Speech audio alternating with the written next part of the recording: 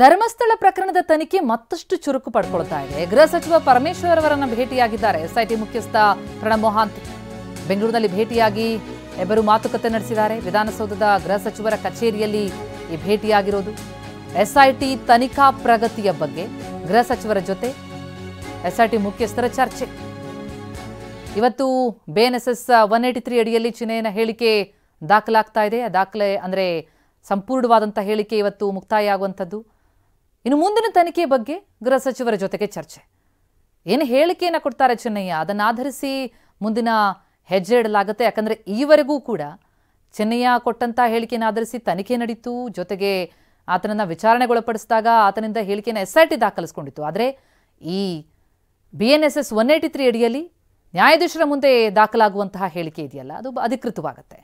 ಅದನ್ನಾಧರಿಸಿಯೇ ಮುಂದಿನ ತನಿಖೆಯ ಹಾದಿ ಸಾಗಲಿದ್ದು, ಆ ವಿಚಾರಕ್ಕೆ ಸಂಬಂಧಪಟ್ಟಂತೆ ಗೃಹ ಸಚಿವರ ಜೊತೆಗೆ ಎಸ್ಐಟಿ ಮುಖ್ಯಸ್ಥ ಪ್ರಣಬ್ ಮೊಹಾಂತಿ ಚರ್ಚೆ. ಈ ಪ್ರಕರಣ ದಿನದಿಂದ ದಿನಕ್ಕೆ ಸಾಕಷ್ಟು ತಿರುವುಗಳನ್ನು ಪಡ್ಕೊಳ್ತಾ ಇದೆ. ಹೊಸ ಹೊಸ ದೂರುಗಳು ಬರ್ತಾ ಇದೆ.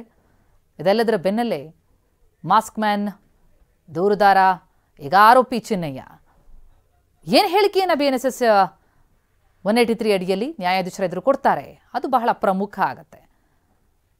ಬಹಳ ತನಿಖೆ ಚುರುಕಾಗಿ ಸಾಗ್ತಾ ಇದೆ. ಎಸ್ಐಟಿ ಮುಖ್ಯಸ್ಥ ಪ್ರಣಬ್ ಮೊಹಾಂತಿ ಗೃಹ ಸಚಿವರನ್ನ ಭೇಟಿಯಾಗಿದ್ದಾರೆ.